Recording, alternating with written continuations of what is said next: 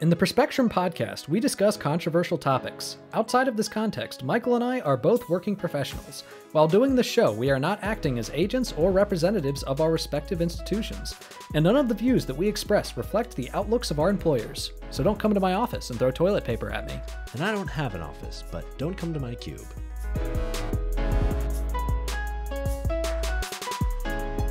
Hello and welcome to the Perspectrum. I'm Michael Bloom. So this will be an unconventional episode. Nathan is taking this week off from the podcast. I know that we said that we would probably discuss Supreme Court topics this week. They will keep until next week. Yeah, it's Nathan's birthday this week. His family's in town. It's important for him to prioritize that stuff. And this gives me an opportunity to do something that I, indulge in periodically when Nathan is not on the pod, to kind of take an episode in an unconventional direction a little bit all by myself. I've done this in the past with a short episode about like all the good stuff that had happened in 2019. I recorded that right around Christmas in December. It was an awkward 3 months before all the bad stuff started happening. Or it didn't start, but got way worse, I guess, with the pandemic. But this week, I was having a lot of thoughts about patriotism and what that means and whether it's any good and what it should mean and things like that surrounding the July 4th holiday. So I figured that I would put some of those thoughts down on paper and then kind of share them with you guys. Just these are my kind of personal thoughts, my personal notes about like whether patriotism really continues to make sense. So I think like this year, as I was like, scrolling through social media, things felt weirdly the same as they have in previous years. I think a lot has changed, but then a lot has stayed the same. And one of the things that felt like it really stayed the same was the kinds of perspectives that, I was seeing in general, and the kinds of perspectives that I continue to hear about from people. Like on the one hand, you have kind of the America sucks perspective, which to be honest, I'm more sympathetic to than its opposite, which is the America is perfect perspective. And I think they both get like really rolled out and put on display and then hurl, arguments at each other around July 4th and Independence Day.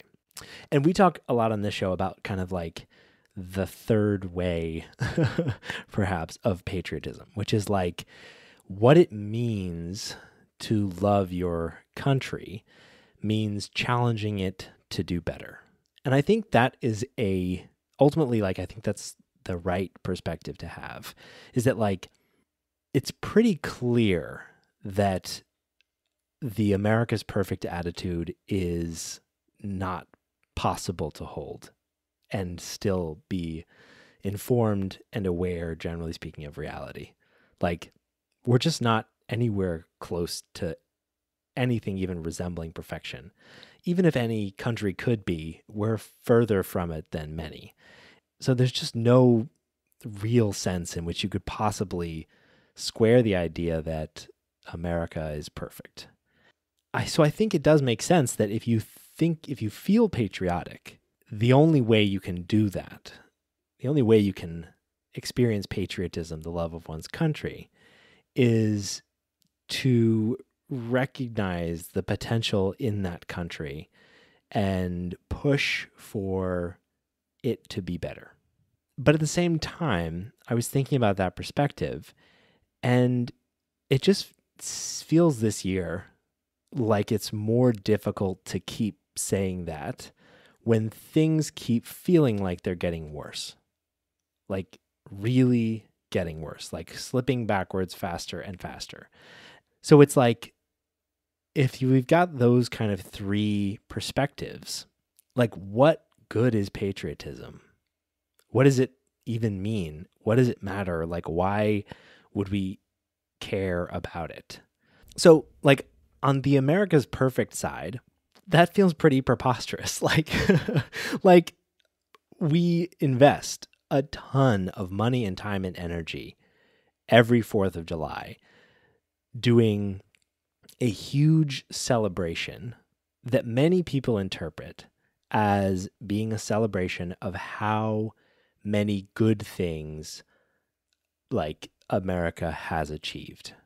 And I think you can make an argument that as a nation we've achieved good things, but as none of those good things really survive scrutiny intact. All of them have their dark sides. And maybe that's just what it means to be a nation. Nations are complex. They're full of people with different motives. And ultimately, the bet that everyone is making with the idea of a nation state is that the mean of all of those, the average of all of those conflicting perspectives comes out to be something that gets us better off than we would be otherwise. But like this idea that like that we just look up at the fireworks and like are well up with pride at the perfect country that we live in or the great nation that we have just feels like, you know, to many and to me more and more as I become, you know, largely like more aware of my own privilege and learn more about the nation itself, largely becomes just comical and in a defeated kind of way. Even the celebrations themselves. So every year, you probably know that the National Mall does a big celebration in DC. Annually, typically, between 2016 and 2018, they spent approximately $6 to $7 million annually on that particular show, right? $6 to $7 million to shoot off fireworks above the National Mall in our nation's capital. In 2019, they spent $13 million on that show of celebration for this nation. $13 million is enough to pay for a day's meals for the entire homeless population of the U.S. And they spent it in fireworks. They blew it up just to celebrate on the National Mall and do this huge demonstration of national pride. And that's pretty ironic to me. Like, total consumer spending for July 4th in 2023, this year, was expected to be $9.5 billion, which is enough to fund all SNAP benefits for 3 months. And yet we're going to spend it on hot dogs and buying new American flags and buntings and travel and like all of these things that you know many view as being in service to how good things are here. How great and wealthy and powerful and free we are as a nation.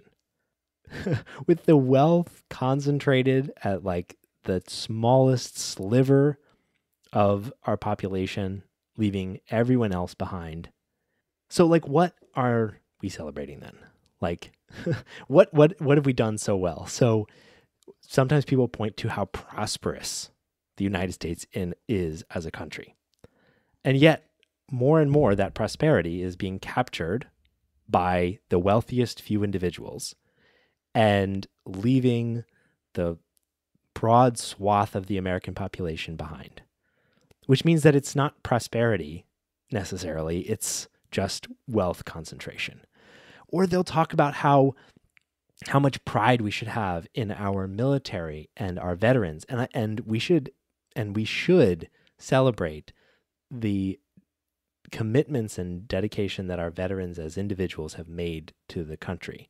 Although there's lots of reasons to think about like how we select people to put in to enlist in our military, but it makes sense to appreciate and thank those people. And at the same time, recognizing that our military power is at best the world's military crutch, where we throw billions and billions of dollars that could be put in other places into our armed forces to police the world. At worst, it's a colonialist imperial force which is spread throughout the globe to spread America's economic and political interests. No different from like the mercenary group in many ways that we discussed on last week's pod, spreading Russia's influence throughout the world. And some people think that July 4th and Independence Day is a great celebration of how free we are in America. If that's true, their conception of freedom is largely nominal. The conception of freedom is just freedom from like a tyrannical government with taxation without representation. Like, because look at like every measure of freedom leaves folks behind. Look at like even just the pure freedom to like be free of government control, right? We've got the largest prison population in the world, not per capita, in the world. Our prisons are full of nonviolent offenders. Our systems of cash bail mean that even people that have not been convicted of a crime have their lives torn apart if they are unlucky enough to be of a lower economic status. We have literal slave labor in private prisons run by companies whose entire incentive is to increase the size of their prison population via longer sentences and more harsh punishments. And yet, people think that we're free from government interference. And then if you expand your definition of freedom a little bit, beyond like being free from government interference to being a definition that includes like freedom to self-actualize, then we are far, far from free because of the influence and the concentrated power of large companies, or even just like capitalist structures as a whole. It's hard to point to any one particular company, aside from maybe a top, couple, and say these people have particular individual outsized influence over the realms of government or over enough employees that they can control things. But like the structures that many companies operate within mean that our economic freedom is significantly curtailed. The fact that in combination our government and our capitalist companies have conspired to limit wage growth despite growth in profitability, despite increase in the cost of living, mean that our ability to spend time away from work, to spend time with our families, to invest in our futures is decimated. In a country where we've got tremendous wealth, but a single, emergency set of new tires on your car, a car that you may only have so that you can get to your job in the first place, puts you into a spiral of debt from which you may never recover. Debt that literally your next generation might help contribute to paying off from a small inconvenience. It's laughable to say that we exist in a state of significant economic freedom. And a counter to that, as people defend fiercely their patriotism, their love for the current country that we currently have, is that the very fact that I can make these criticisms demonstrates that we're the greatest country on earth. The very fact that we can all stand up and criticize the government is itself a piece of evidence or proof that we've achieved our goals.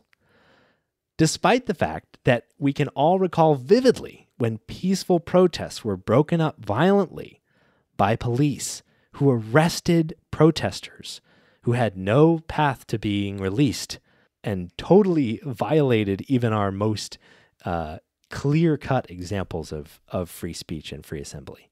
Despite the fact that a single right-wing, power-hungry dude in the form of Elon Musk, who fancies himself a fucking god, can take out loans to spend $44 billion to buy the most powerful engine of, free speech and interaction that currently exists in the country, and then police its content nationally and internationally to benefit his interests, means that that concentration of power means that our free speech is just not as free as people believe. And I know people are going to be like, oh, private companies, all that stuff. And we can have that argument. We can have that discussion. But the fact is that all of the communication done in the public square of social media is controlled via the operation of small groups of people with outsized influence. And what's so frustrating about the free speech claim, hey, the fact that you can criticize America means we've achieved our goals, is that free speech is cold comfort in a world where people are having their votes suppressed, right? We've got right-wing legislatures and attorneys general and governors working right now and have been working for decades to limit our ability to vote, to limit our ability to protest, to limit all of these freedoms that people pretend are perfectly guarded and pretend are their ideals, and on July 4th stand up for and fight for vividly until July 5th and the rest of the year when they don't want to hear it. And so, when your vote is suppressed, it's laughable to say that we're free and we have our free speech, we have representation, we have democracy. And on top of that, the idea that you're going to walk up to someone and say, how dare you criticize this country? Your criticism is evidence that it's the greatest country on earth. When they're having their homes repossessed, or they can't get a mortgage, or they can't afford to have a home at all, or they're being jailed at disproportionate rates for nonviolent and often victimless crimes. That is cold comfort when you can't get health care, when you can't get sick leave, when, again, that you hit a nail in the road and you literally cannot come up with the cash or the loans to cover it. And even if we did have the freest speech and assembly and voting on earth, congratulations, America. You beat out the worst authoritarian dictatorships and pretty much nobody else. So their response to all this, when you make all these claims, is, well, if you don't like it, maybe you should get out. And I think that kind of leads to the other side of the argument, which is America the horrible. And I'm honestly more and more inclined to believe that side. Even for the most well-off in our society, right? Maybe not the most well-off. For the most well-off demographic group, white dudes, things are getting worse all the time, right? And I have no sympathy for white dudes. I'm not really going to spend much time there. But the fact is that the crap that affects everyone. And it affects many groups worse than others, right? But no one is escaping the weaknesses and the flaws of the United States unscathed, except the top wealthiest group. They're escaping unscathed. The whole system's meant for them. But for the worst off, they have it, worse than everybody else, right? We've got, again, disproportionate imprisonment, some of the highest levels of poverty in decades. We've got rising costs of living and stagnant wages. We've got people that can't get health care or treatment. We've got women who are having their bodies policed actively, being prevented from making their own health care and reproductive decisions. Just last week, the Supreme Court significantly eroded so many protections and rights that we thought were secure. And So I'm very inclined to believe that not only is America not the greatest country on earth, there's a lot of evidence to point to the idea that it might be one of the worst in many ways. In many ways, it might be of like the G7, the G8, some of our wealthiest nations that are most advanced technologically and economically. It might be one of the worst. And yet, I still get really itchy when people say that they hate the country. And again, I get why. Although I admit I understand why people say that they hate the country in a disappointed way. Because the America that I thought that I grew up in and I grew up believing in is a total fiction. And I truly can't understand how deeply America has failed as someone who grew up in the worst off positions in our society, whose brothers and sisters and parents and grandparents only knew America as a persecutor of them and their loved ones and their families. I can't understand deeply that experience. I can only understand it in a somehow intellectual way. And so when I say that I can't, have a hard time and I get uncomfortable when people say they hate America, it's because I grew up feeling like we were close and not recognizing that for so many people, America was only the boot on their neck. So if you hate America and you want to call it a lost cause, I think that you should feel like you can do that, right? No one should be forced to fight to save something that's done so little for them, especially relative to other countries. No one should be forced to fight because they felt they got unlucky enough to live in a country that treats them and people like them like shit. And at the same time, I'm definitely biased, right? I'm biased towards the US. I love the physical country itself. I've been to so many parts of it and I find it gorgeous and amazing. I love many of the people here so much. Not only people that I know personally, but so many people that I've found inspiring. And despite the country's constant, continuous, uninterrupted failure to live up to its ideals, I think that largely speaking, they're the right ideals. And I love them. And I think it's a good way to shape a nation. And so ultimately, as I was thinking about patriotism, I think I landed on the idea that to experience patriotism has to be to experience hope, or at least, I guess, desperation. The hope that ultimately there's better stuff out there and that it's possible and that it's worth it. And that ultimately, the right and the good and the just and the equal and the fair might be out there, even though we have not gotten it right. And even though, frankly, no country has gotten it right. And I think patriotism includes owning the horror of our history and being willing to stand up and in some small way, all the ways that are possible to try to make it right. And I think it's also about learning from those lessons and trying to deliver on them so that the endless suffering and the countless lives that have been paid to teach us the horrors of the past aren't totally wasted.